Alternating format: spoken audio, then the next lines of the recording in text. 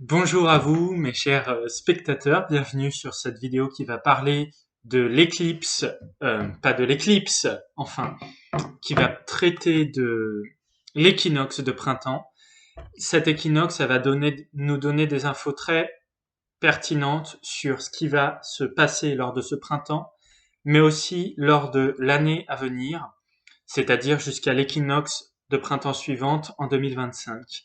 Alors je fais cette vidéo un peu rapidement parce que tout simplement j'ai peu de temps malheureusement sur cette fin mars. Voilà. Je vais vous parler du coup de façon très rapide et directe de cet équinoxe. Alors cet équinoxe, déjà, elle est spécifique pour plusieurs raisons. D'abord, elle a lieu un jour de mars et une heure de mars. Ça veut dire qu'elle est très marquée par les énergies de la planète Mars, qui est une planète de combativité, d'affirmation de soi, mais aussi de passion, de désir, d'action, de mouvement. C'est pourquoi ce printemps va être source pour toutes et tous d'énergie dynamisante qui va pousser justement à être plus actif, peut-être à faire aussi plus d'heures au travail, être plus en mouvement.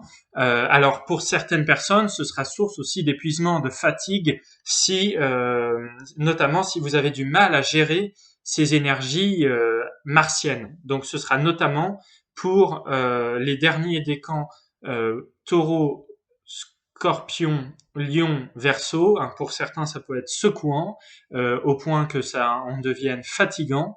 Et les derniers décans, c'est les personnes qui sont nées à la fin des derniers jours avant que ça passe au signe suivant.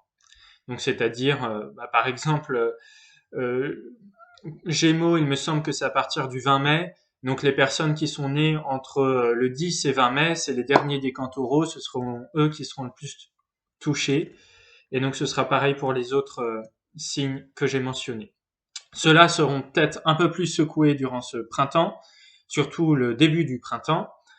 Il n'empêche que, de façon générale, ce printemps est propice aux grandes réalisations, au fait d'amener du mouvement dans sa vie, des changements concrets, d'avoir le courage de passer à l'acte quand on a des projets importants mais qu'on n'ose pas les faire, notamment parce que Mars est en Verseau, si on a des projets qui sont extravagants, euh, qui sont euh, qui sont voilà peut-être hors du commun et que on manquait de courage pour les réaliser, eh ben ce printemps et la période aussi autour, hein, un petit peu avant le printemps, a donné l'énergie justement de passer à l'action, de matérialiser tout ça.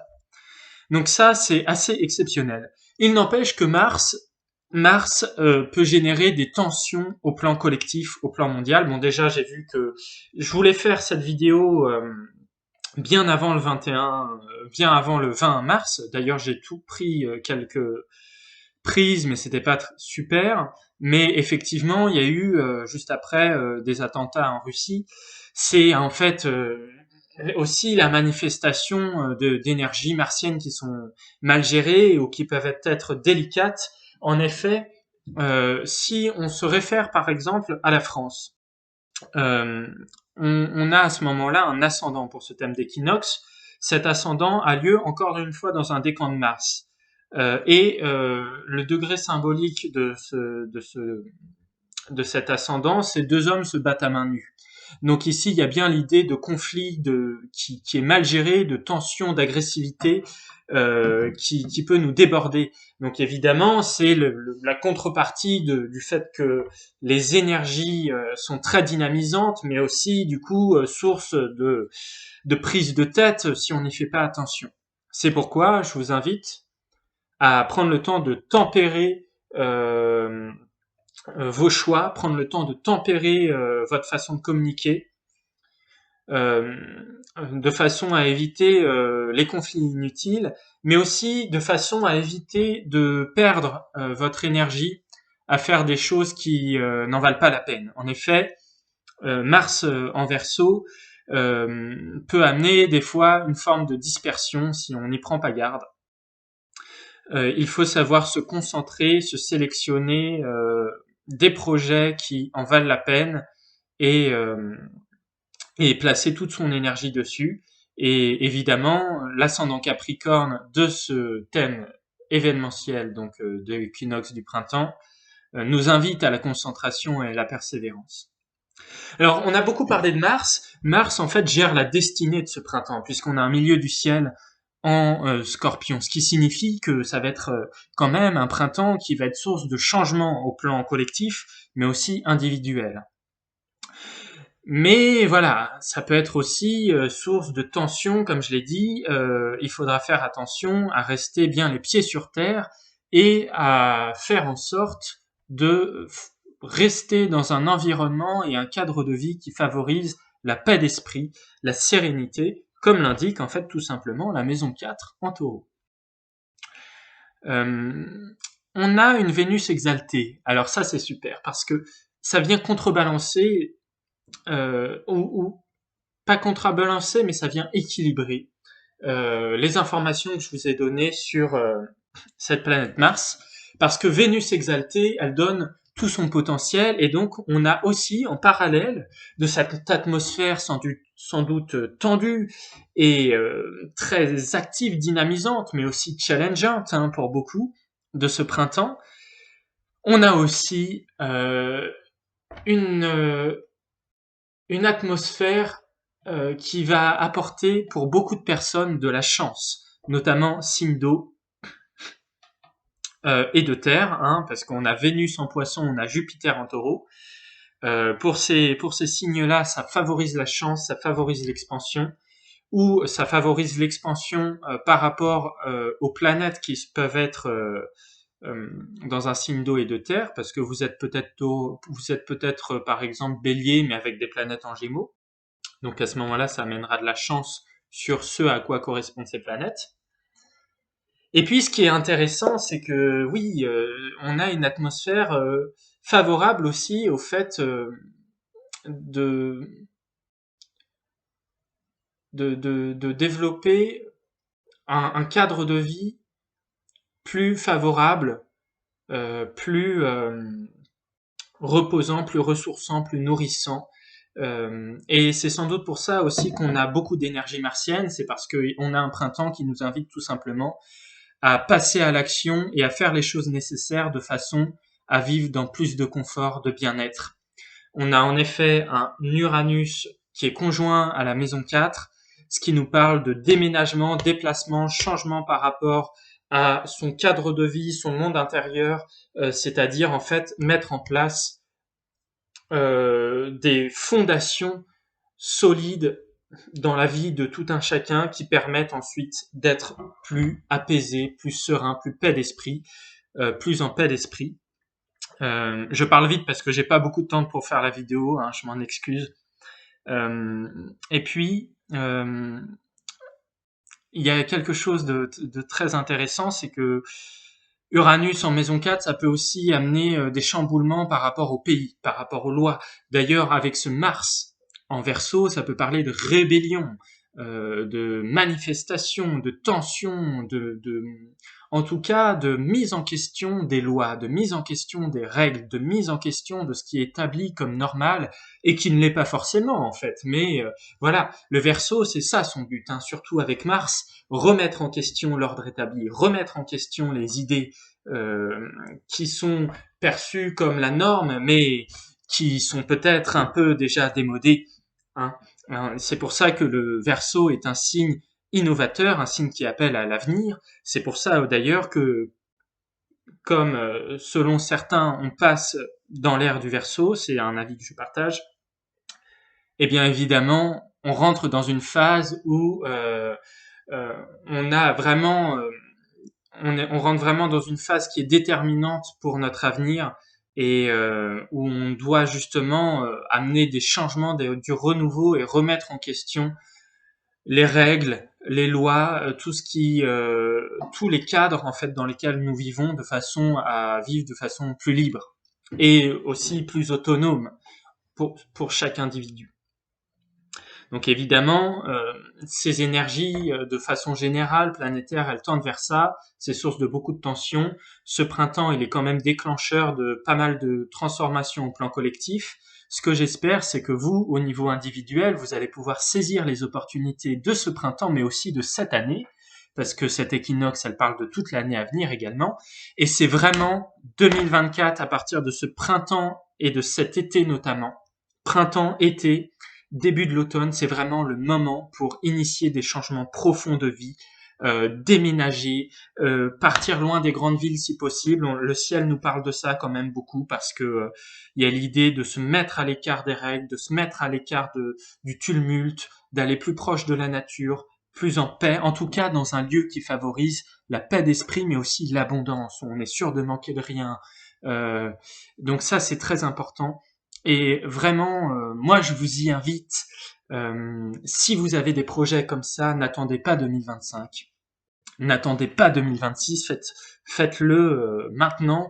Il y a des énergies très dynamisantes qui poussent à passer à l'action, et c'est pas pour rien. À côté de ça, vous avez en même temps euh, une atmosphère propice aux prises de conscience personnelles, également qui facilite l'introversion, le contact avec son âme, avec ses ressentis profonds.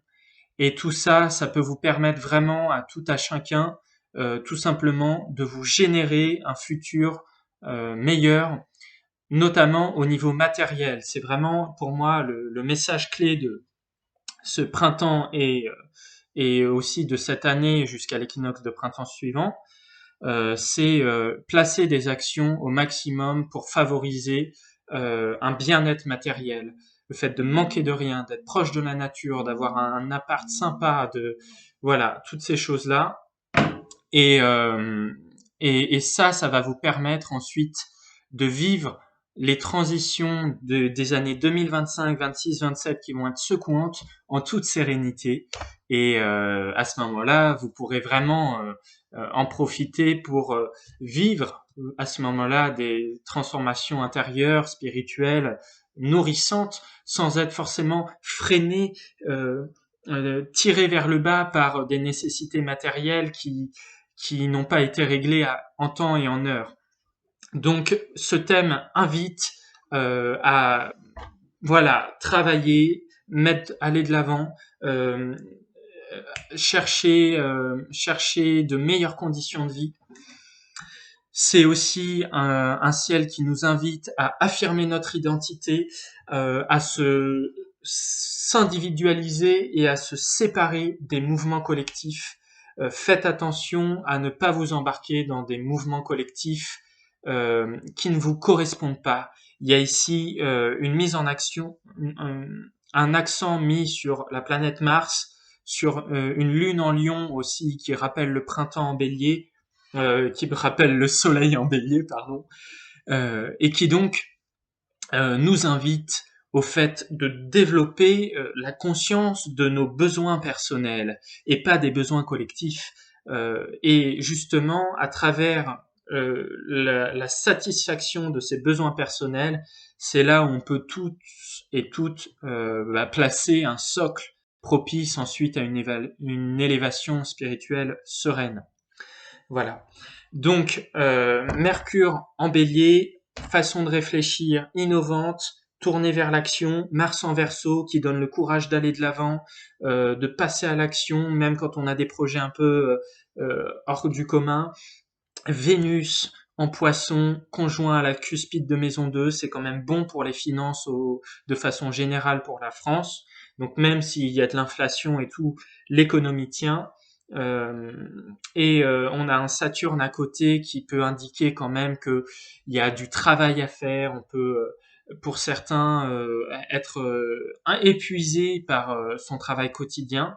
Donc il faut faire attention à trouver un bon équilibre à ce niveau-là.